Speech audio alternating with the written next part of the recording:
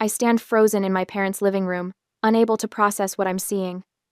My suitcase lies open on the floor, clothes spilling out like evidence at a crime scene. Dad clutches 5 crisp $100 bills in his trembling hand, his face a dangerous shade of crimson. The family photo on the mantle, my college graduation just 3 weeks ago, seems to mock me with its captured happiness. Dad, that's not mine, I say, my voice sounding hollow in my own ears. I would never steal from Kayla. In the corner, my 20-year-old sister sobs dramatically, shoulders heaving with the perfect rhythm of practiced tears. I was saving that money, she whimpers between gasps, for my car payment. Dad's eyes, usually warm when they look at me, have turned to ice. In his world, evidence is evidence, and my sister's tears are all the confirmation he needs. The money was found in my suitcase, therefore I must be guilty. Emerson. He spits my name like it tastes bad. 23 years old, a college graduate, and this is how you behave? I didn't take it, I say, louder this time. Someone put it there. Dad's laugh is short, harsh. Someone? Who, Emerson? The money fairy? Before I can answer, he steps forward and kicks my suitcase.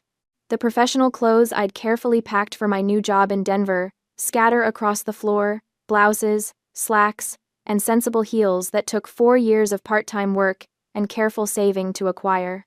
Get out of this house, he growls. Now, before you embarrass us any further. Kayla's sobbing intensifies. She probably just wanted new clothes for her fancy job, she says, voice quavering. I'm not even mad. I just want to know why she didn't just ask me. My mother, Celeste, stands in the doorway wringing her hands. Her eyes dart between Dad and me, but she says nothing. She never does when it matters. Mom? I plead, but she looks away. Through the living room window, I can see Mrs. Peterson from next door peering through her curtains. By nightfall, everyone in Springfield, Missouri, will know that Emerson Tate, the good daughter, the one who went to college and got a degree, is actually a thief. I bend down to gather my scattered clothes, my mind replaying my homecoming just 3 days ago. After 4 years in Colorado, I'd returned to stay with my parents for 1 week before starting my new accounting job in Denver. 1 week that now feels like a terrible mistake. I'd stepped through the front door with my suitcase, diploma in hand, and Kayla had given me that look, the one she's perfected since childhood. The one that says, I hate that you're getting attention. Guess you need a new wardrobe to look like a city girl now, huh? She'd said, eyeing my simple blouse and jeans. Mom had laughed, that strained laugh she uses when she's uncomfortable. Don't start, you two, Dad had said, though Kayla had been the only one starting anything. Later that evening, I'd overheard them in the kitchen with the neighbors. Our Emerson graduated with honors in accounting, Dad had boasted. Starting at that big financial firm in Denver next week. Full benefits too, Mom had added, pride warming her voice. I'd glanced at Kayla, who sat alone on the couch, scrolling through her phone. Her expression had darkened with each compliment thrown my way. I should have recognized the warning signs. I've spent my entire life keeping the peace in this house. When Kayla took credit for the science project I'd helped her with in 8th grade, I'd let her. When she'd told everyone that she was the one who came up with the fundraiser idea for the high school dance, an idea I'd spent weeks planning, I'd said nothing. I've always stepped back, smoothed things over, kept quiet to avoid disappointing my parents. The good daughter, the responsible one, the peacekeeper. But as I kneel on the floor, gathering my scattered belongings with trembling hands, something shifts inside me. My spine straightens, and when I speak, my voice is steadier than I expect. I didn't take anything. Dad scoffs, but I continue, rising to my feet. I've never stolen a single thing in my life, I say, looking directly at him. Not from Kayla, not from anyone. The money was in your suitcase, he says, as if that settles everything. Yes, I say. In my suitcase, which has been sitting in the guest room unlocked for 3 days. In a house where everyone knows I keep my things. Kayla's sobbing pauses for just a fraction of a second, a break in her performance, but it's enough. I see it, though no one else seems to notice. I look at my mother, still silent in the doorway. I look at my father, unmoved by my defense. I look at Kayla, already back to her convincing tears, and suddenly, with painful clarity, I understand that this family, my family, values peace over truth. They prefer Kayla's comfortable lies to my uncomfortable innocence. I see, I say quietly. I zip my suitcase, knowing some of my belongings are still scattered across the floor, but no longer caring. I pull on my jacket and lift my suitcase, surprised by how steady my hands have become. Emerson, don't be dramatic. Dad says, his tone softening just slightly, as if he suddenly realized this might be going too far. Just admit what you did, apologize to your sister, and we can put this behind us. But I'm already walking toward the door, a strange calm replacing the shock and hurt. I've never stolen anything in my life, I say, pausing at the threshold. I look back at them, my father with the money still clutched in his hand, my mother with her perpetual silence, and Kayla, whose tears have miraculously begun to subside now that I'm leaving. When you figure that out, you know where to find me. I step outside, closing the door behind me with a soft click.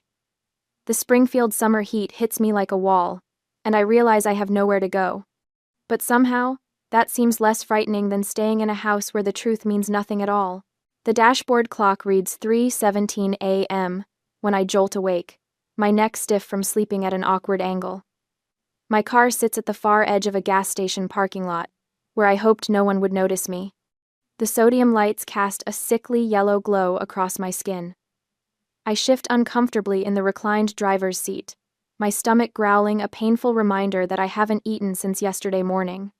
I grab my phone, not because I expect any messages who would contact me now, but because scrolling through emails seems better than dwelling on hunger or homelessness. The screen illuminates my face in the darkness as I tap through notifications. Then I see it. Subject: urgent. Suspension of employment offer. Ethicor Financial. My thumb hovers over the message. Something cold and heavy settles in my chest as I open it. Dear Miss Tate, we have received a serious ethical complaint regarding your character and professional conduct. In accordance with company policy, your offer of employment has been suspended pending an investigation into these allegations. We will contact you within 5 business days with our decision. Regards. Human Resources. Ethicor Financial. I read it 3 times, each pass making the words no less devastating. My hands begin to shake, and I press them against the steering wheel to steady them. This isn't just about $500 or being kicked out of my parents' house. This is my entire future. Kayla. The realization hits me with such force that I gasp aloud. I frantically search my backpack for the employment letter with HR contact information. It's gone. The original was in my desk drawer at home, a drawer I couldn't empty before Dad threw me out. A memory surfaces. 2 days ago, walking past my bedroom and glimpsing Kayla slipping out, her expression startled when she saw me. Just borrowing a sweater, she'd said with a smile that didn't reach her eyes. I close mine now, leaning back against the headrest. The puzzle pieces click into place with sickening clarity. The planted money was just the opening move. While I was defending myself against theft accusations, Kayla was making an anonymous call to my future employer. No, I whisper, then louder. No. My fist strikes the dashboard, the pain barely registering through my rage. The violation is so complete it leaves me breathless. Not just my home and family, but my career, the thing I've worked toward for 4 years. I dial the number for Ethicor's HR department from memory, grateful I'd programmed it into my phone. After 3 rings, a voicemail prompts me to leave a message. I hang up and try again, unable to formulate what I'd say anyway. It's the middle of the night. No one will answer until morning. The hunger in my stomach transforms into a hollow ache as I curl forward, pressing my forehead against the steering wheel. Time passes minutes or hours, I'm not sure, until the sky begins to lighten with the first hint of dawn. When the clock reads 8 a.m., I call HR again. This time a woman answers. Human Resources, this is Patricia. Hello, this is Emerson Tate. I received an email about my job offer being suspended and I... Yes, Miss Tate. Her voice cools noticeably. We received an anonymous tip with some concerning information about your character. What information exactly? I ask, fighting to keep my voice steady. A pause. I'm not at liberty to discuss the specifics, but the allegations involve theft from family members and dishonesty. The humiliation burns through me like acid. I'm defending myself against strangers who already believe I'm guilty just like my family did. Those allegations are false. I say, I've never stolen anything in my life. I'm being set up by someone who doesn't want me to succeed. I understand this is upsetting, Patricia says, her tone suggesting she understands nothing of the sort. But we take ethical concerns seriously at Ethicor. The investigation is ongoing. After hanging up, I sit in stunned silence. Then I notice two women at the gas pump, looking in my direction and whispering. One laughs. I recognize them, Sarah Mills and Jennifer Baker from high school. I roll down my window slightly, and their words drift toward me. Did you hear about the Tate girl? Stole from her own sister for interview clothes. Always thought she was too perfect. Guess we know the truth now. They walk into the convenience store, unaware I've heard every word. The realization slams into me. Kayla hasn't just poisoned my professional life, she's destroying my reputation throughout Springfield. My phone buzzes with texts from people I haven't spoken to in years. Hey, everything okay? Heard something happened. Is it true what they're saying about you? Yikes. Rough situation with your family. The gas station bathroom mirror reflects a stranger pale, with dark circles under her eyes. I splash water on my face and stare at my reflection, cataloging what I've lost in 24 hours. My family's trust, my temporary home, my reputation, and potentially my dream job. My apartment lease in Denver starts in 2 weeks. Without this job, I can't pay rent. Without rent, I'm homeless in a new city instead of my hometown.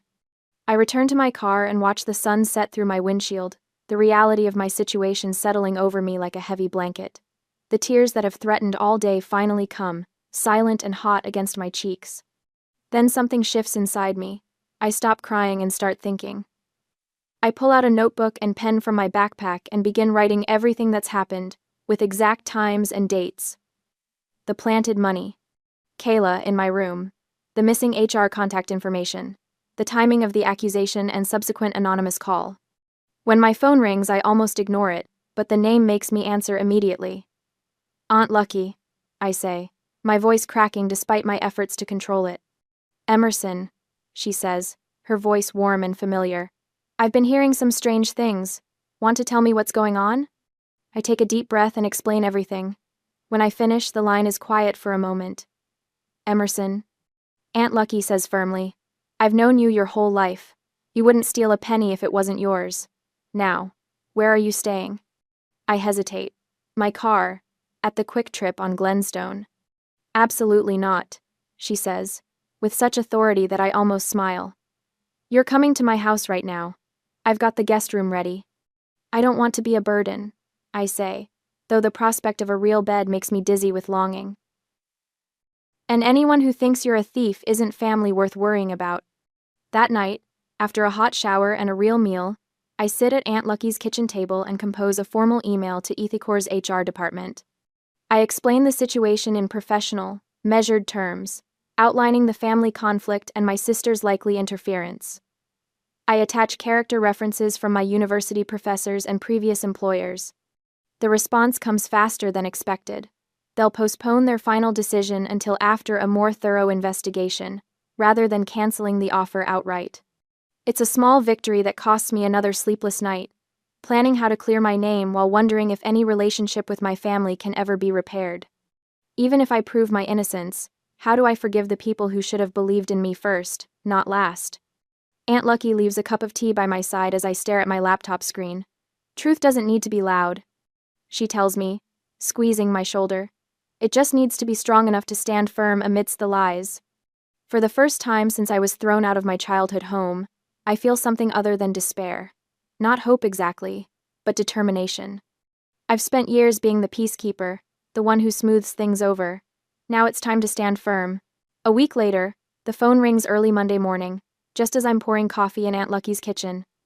My aunt glances at the caller ID and her expression tightens. It's Kayla, she says, holding out the receiver to me. I shake my head, not ready to hear whatever new story my sister has concocted. Aunt Lucky nods and answers instead, putting it on speaker. Lucky speaking. Hi, Aunt Lucky. Kayla's voice carries that sugary concern she uses when trying to appear virtuous to adults. Is Emerson there? Mom and Dad are worried sick. She's resting, Aunt Lucky says, catching my eye. What can I help you with? I just wanted to check on her. She's been having issues lately. Acting strange, taking things that don't belong to her. Kayla's voice drops to a theatrical whisper. We're worried she might be going through something serious. My fingers tighten around my mug. The character assassination continues, even when I'm not there to defend myself. Interesting perspective, Kayla. Aunt Lucky says, her tone perfectly neutral. I'll let her know you called. After she hangs up, my phone buzzes with a voicemail notification. Dad. I play it on speaker, bracing myself. Emerson. His voice sounds tired but firm. Your mother is worried sick. This has gone on long enough. Come home and we'll forget this happened. No apology, no acknowledgement that I might be telling the truth. Just the expectation that I'll return and will sweep everything under the rug. I scroll through my messages, 3 from high school acquaintances asking about the misunderstanding with my family, and 1 from my cousin Jacob wondering if I'm getting help for my problems. The narrative Kayla has spun is spreading through Springfield like wildfire. Aunt Lucky sits across from me, her weathered hands wrapped around her own coffee mug. Your grandmother had a saying for times like this, she says. Truth doesn't need to be loud, it just needs to be strong enough to stand firm amidst the lies. I don't feel very strong right now, I admit. Then we'll build that strength, she says, pushing a notepad toward me. Write everything down, dates, times, witnesses, who saw what and when. We need a paper trail. For the next 2 hours, I document everything from the moment I arrived home, to finding the money in my suitcase, to the HR email suspending my job offer. Aunt Lucky watches me work, occasionally asking clarifying questions that help me remember details I'd forgotten in the blur of betrayal. Now, she says when I finish, let's practice what you'll say when you run into your sister or your parents. I'd rather avoid them entirely. You live in the same town, honey. Avoidance isn't a strategy, it's a postponement. She role-plays as Kayla, mimicking my sister's wide-eyed innocent act, while I practice responding with calm facts rather than emotional outbursts. We try different scenarios, running into Dad at the gas station, Mom at church, Kayla at a store. Remember, Aunt Lucky coaches, when you get emotional, they win. Emotion makes you look unstable, facts make you look credible. By Wednesday afternoon, I feel steadier, not healed, but more equipped. I head to Marshall's grocery to pick up ingredients for dinner, Aunt Lucky's way of letting me contribute without paying rent I can't afford. I'm comparing prices on pasta when I hear her voice. Emerson? Kayla stands at the end of the aisle, a shopping basket over her arm. She looks shocked to see me, though something in her expression suggests this encounter isn't entirely coincidental. I told Dad not to be so hard on you, she says, her voice loud enough for the elderly couple comparing tomato sauces to hear. Everyone makes mistakes. I notice the couple glancing our way, curiosity in their eyes. That's when I realize Kayla isn't just speaking to me, she's performing for an audience. Building her narrative of concerned sister and troubled Emerson, Aunt Lucky's coaching echoes in my mind. Calm facts, no emotional outbursts. I know what you did, Kayla, I say, my voice steady and measured. All of it. Her confident smile falters for a split second, a crack in the performance. What are you talking about? The money, the call to HR, all of it. I place the pasta in my basket. And soon, everyone else will know too. Panic flashes across her face before she recovers. You're just trying to blame me for your... But I'm already walking away, leaving her stammering excuses to the tomato sauce couple. For the first time since this nightmare began, I feel a flicker of power returning. Not from lashing out, but from standing firm. That evening, my phone rings with an unfamiliar number. It's Lindsay, a friend from high school I haven't spoken to in months. Emerson, I have to tell you something, she says without preamble. Kayla was at a party last weekend at the Miller's place. My little brother was there, and he heard her bragging to some friends that she set up her sister to teach her some humility. Those were her exact words. My hand trembles as I press the phone tighter to my ear. She admitted it? Not just admitted it, she was proud of it. Jason said she was laughing about how you'd have to come crawling back once your job fell through. Lindsay pauses. I can tell others what I heard. This isn't right, Emerson. After we hang up, I sit at Aunt Lucky's kitchen table, surrounded by my timeline notes and documentation. For the first time, I have external confirmation of what I already knew. My sister deliberately set me up, cost me my reputation, nearly cost me my job, and found it amusing. I think we should record Lindsay's statement. Aunt Lucky says after I tell her, written and audio, then send it to HR along with your timeline. Will they even believe it? People believe evidence, honey, and a witness statement is evidence.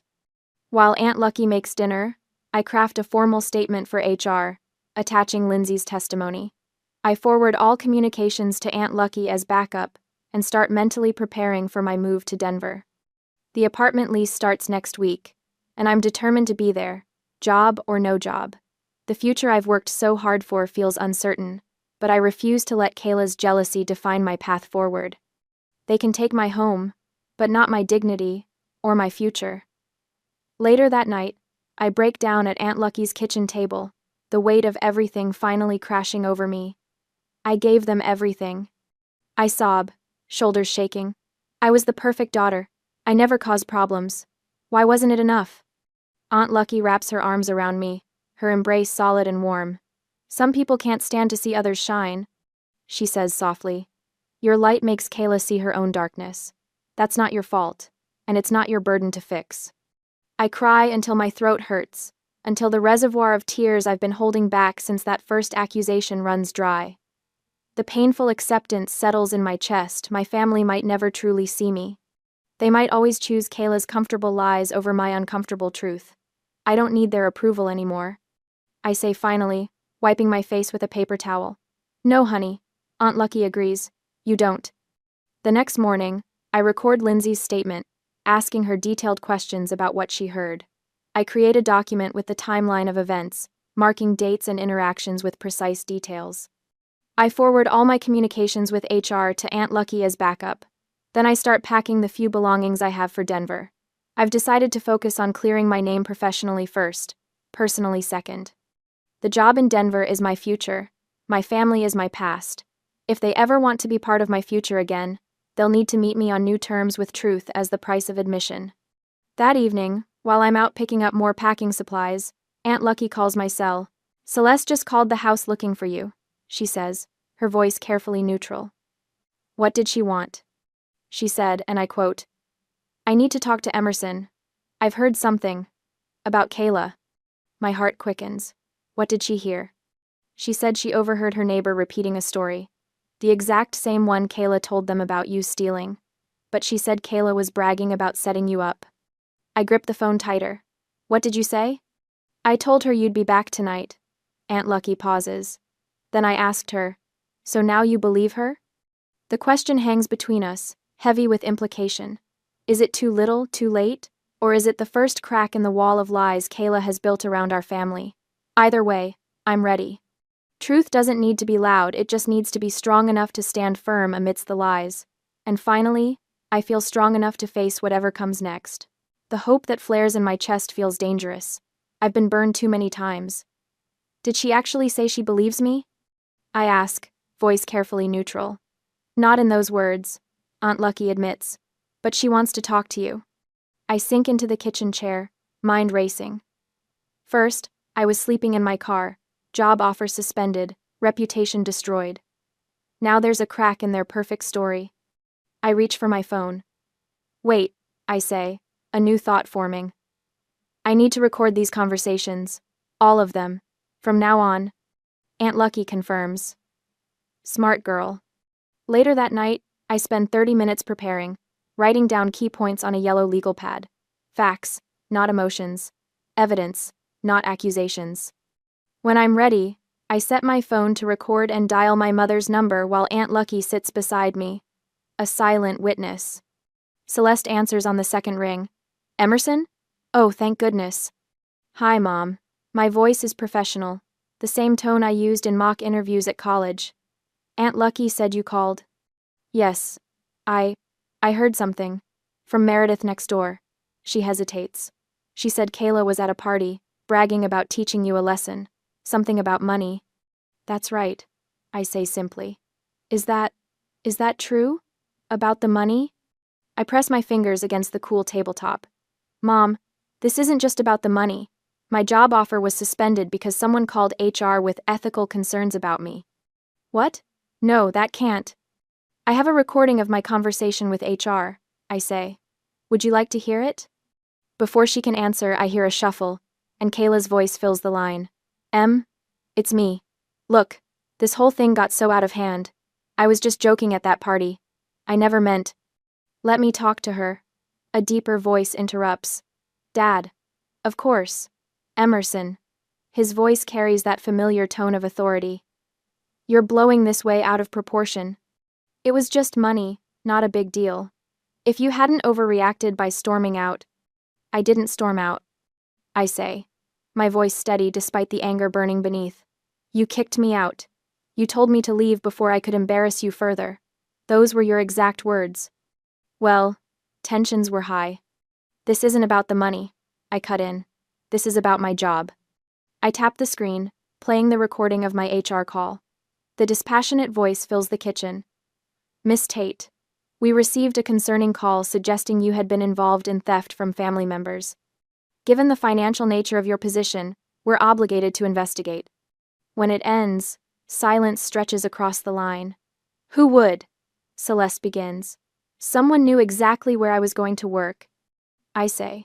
Someone had access to my offer letter. Someone wanted to make sure I couldn't leave Springfield. Emerson. Kayla's voice breaks through, tearful as always. You're making it sound like some kind of conspiracy. I would never do that. Why would I even want to? I don't know, Kayla. Why don't you tell me why you planted money in my suitcase and told everyone I stole it? Now wait just a minute, Dad interjects. If you hadn't left in such a hurry. I'm not doing this, I say firmly. I'm not arguing about what we all know happened. I'll talk when you're ready to acknowledge what really happened. Aunt Lucky squeezes my shoulder as I end the call. Her eyes are proud. They'll never admit it, I say, the realization settling over me like a heavy coat. They'll never see what she did. Never argue with someone who believes their own lies, Aunt Lucky says, pouring fresh coffee into my mug. Save your breath and your sanity. I wrap my hands around the warm ceramic. So what now? Now you focus on what matters, the job, your future. Some relationships can't be saved, Emerson. They can only be managed. An hour later, the doorbell rings before I can respond. Through the front window, I spot Kayla's blue sedan in the driveway. Unbelievable, I mutter. When I open the door, Kayla's eyes are red-rimmed, her makeup artfully smudged. She looks small, vulnerable, exactly the image she wants to project. Please, she says, pushing past me into the house. I'm so sorry about everything. This has all gone too far. Which part are you sorry for? I ask, closing the door. Taking the money from your room and putting it in my suitcase? Or calling my employer? Kayla's face crumples. Why do you always have to be so perfect? College degree, fancy job, everyone always talking about how wonderful Emerson is. You always get everything. The venom in her voice startles even me. This isn't a performance for once, it's raw jealousy. I worked for those things, Kayla. And I didn't? She paces Aunt Lucky's living room. Not everyone wants to be stuck in an office all day with a calculator.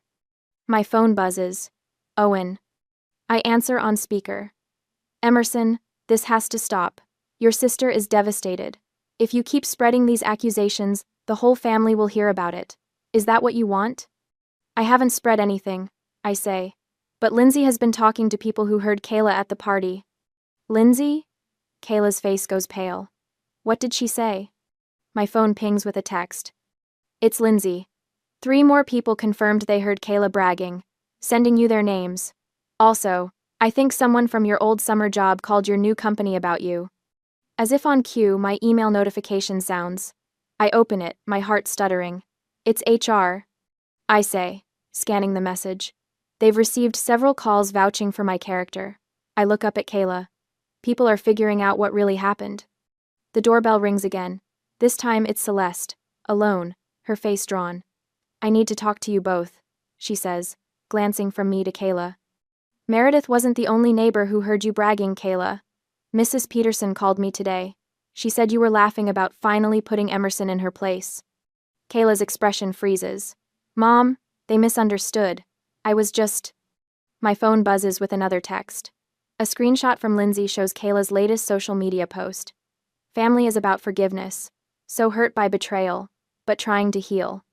Below it, comments are piling up. Former classmates asking pointed questions. People connecting dots. Your post isn't going quite like you planned, I say, showing her the screen. Celeste's phone rings. She answers, steps away, then returns with tears in her eyes. That was Mrs. Wilson from church, she says to Kayla. She wanted to know if you needed a therapist referral, because her grandson was at that party too, and he told her everything. Kayla collapses onto the sofa, her facade crumbling. Mom, I didn't mean for it to go this far. You just wanted to hurt your sister, Celeste finishes, and you've been lying to all of us. For the first time in my life, I see my mother looking at Kayla the way she's always looked at me, with expectation. With accountability.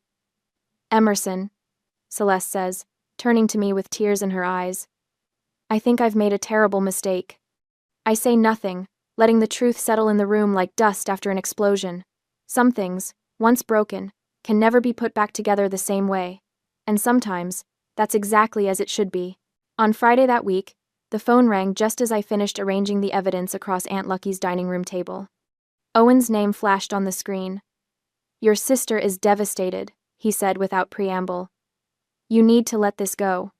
I pressed the phone to my ear, listening to the familiar cadence of his disappointment. How many times had I heard that tone? How many times had I yielded to it? Family forgives each other, he continued, his voice softening into the reasonable tone he used when he wanted compliance. That's what we do. Is that all? I asked, surprised by the steadiness in my voice. A pause. Your mother misses you. I studied the timeline I'd created, each event meticulously documented with dates and supporting evidence. 4 years of college, reduced to a line item. A job offer dangling by a thread. I'll be in touch, I said and hung up. My phone pinged with a text from Kayla. I'm sorry about the money. I was jealous and stupid. Can we move past this? The careful wording struck me immediately. The money, not the call to HR, not the sabotage of my career. Just the money, the part that witnesses had already confirmed. Another text followed. Mom's barely eating. She's so upset about all this. The family playbook hadn't changed, just the player's desperation. Aunt Lucky entered with 2 cups of coffee, placing one beside me. Owen? She asked. I nodded. And Kayla. They want me to let it go for Mom's sake. And what about your sake? She asked, settling into the chair across from me. My phone rang again, HR. My heart hammered against my ribs as I answered. Miss Tate, the woman said. We've reviewed your documentation and spoken with several character references. There's one more thing we need before making our final decision tomorrow. I gripped the edge of the table. What's that? A character reference from an immediate family member. The room seemed to tilt slightly. A family member? Yes. We understand your situation, but given the nature of our firm, family relationships are considered significant character indicators. After we disconnected, I stared at the evidence spread before me. They need a reference from my family. Aunt Lucky set her coffee down. I can do it. I shook my head. They specifically said immediate family, parents or siblings. They know what happened. They're testing you. Then I'll pass the test. I stood up, sudden clarity washing over me. Call them. Tell them to meet us here at 7. All 3 of them. Aunt Lucky raised an eyebrow. You're sure? Completely. The hours passed in careful preparation. I arranged and rearranged the evidence, rehearsed what I would say, and steeled myself against the inevitable emotional manipulation. At 6:55, car lights swept across the front window. They arrived together, Celeste first, looking smaller than I remembered, followed by Owen with his shoulders squared defensively. Kayla entered last, her expression wavering between defiance and apprehension. Thank you for coming, I said, gesturing to the chairs I'd arranged on the other side of the dining table. Please sit down. Emerson, this has gone far enough, Owen started. I held up my hand. HR called today. They're making their final decision tomorrow. I kept my voice even, factual. They've requested a character reference from an immediate family member. Kayla's eyes widened slightly. I've gathered everything they need to know. I continued, gesturing to the documents spread across the table. A timeline of events, witness statements, email correspondence. I pressed play on my phone, Lindsay's voice filling the room. She was at Jason's party bragging about how she'd taught Emerson some humility. Said she needed to be knocked down a peg after getting that fancy job. Kayla's face drained of color. You recorded people talking about me? She asked, her voice rising. That's so... Kayla. My mother's voice cut through the room with unexpected authority. Tell the truth. Now. The silence that followed felt electric. Owen sat motionless, his expression unreadable as he stared at the evidence before him. I didn't, Kayla began, but faltered when Celeste turned to look at her. All of it, Celeste said. Every bit. I waited, my heart pounding but my exterior calm. This wasn't about winning anymore. It was about truth standing firm amid the lies, just as Aunt Lucky had taught me. Fine, Kayla finally whispered. I took my money and put it in her suitcase, and I called HR. Owen's head snapped up. You what? She always gets everything. Kayla's composure cracked, tears spilling down her cheeks. The grades, the praise, the fancy job, while I'm stuck here in this stupid town working retail. So you tried to ruin her life? Aunt Lucky asked quietly from the doorway. Kayla didn't answer. I slid the HR email across the table.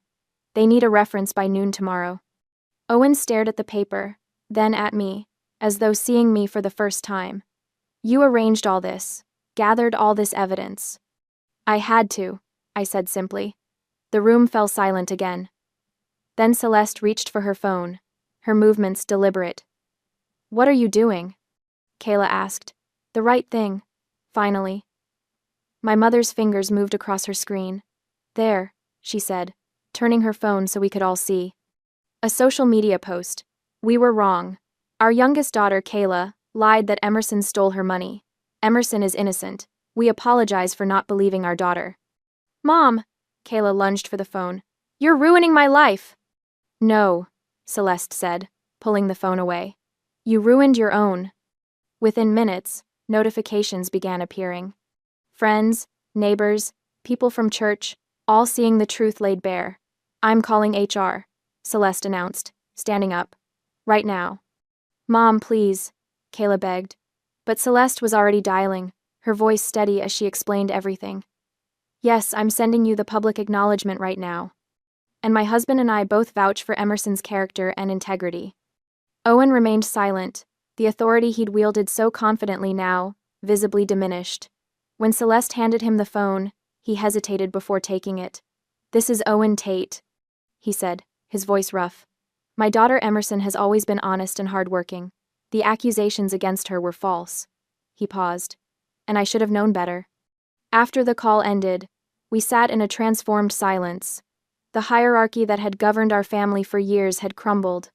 My father, once the unquestioned authority, looked diminished. My mother, typically silent, had found her voice. Kayla's manipulations, so effective for so long, lay exposed and powerless. And I stood amid the ruins, neither triumphant nor defeated, but changed. I wasn't the pleading daughter anymore, desperate for approval. I was simply someone who knew her own worth. I start my job on Monday, I said, gathering my evidence. In Denver. We know, Celeste said. We're proud of you. The words I'd once longed to hear now felt different, not because they weren't sincere, but because I no longer needed them to believe in myself. Aunt Lucky squeezed my shoulder as the others prepared to leave. The battle was over, but the war had never been about winning. It had been about truth, standing firm, not loud, amid the lies. And finally, it had. The Monday morning sun filters through sheer curtains, casting gentle patterns across the hardwood floor of my Denver apartment. I run my fingers along the edge of my desk, still marveling that this space belongs entirely to me. No sister's jealousy lurking around corners, no father's judgment hanging in the air. Just my things, arranged exactly as I want them. I adjust the collar of my blouse and smooth my hands down the front of my pencil skirt. First day at the financial firm, successfully completed.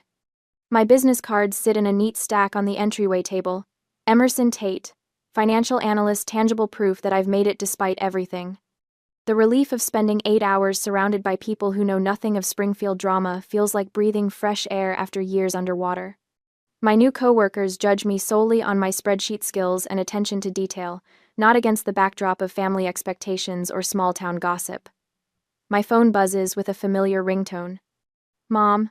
Hi, Mom, I answer, settling onto my small balcony chair. How was your first day, sweetheart? Celeste asks, her voice carrying that same nervous energy she had when dropping me at college 4 years ago. Did everything go all right? 4 years ago, I would have smoothed away any rough edges, crafted the perfect response to reassure her. Today, I take a breath. It was challenging, I admit.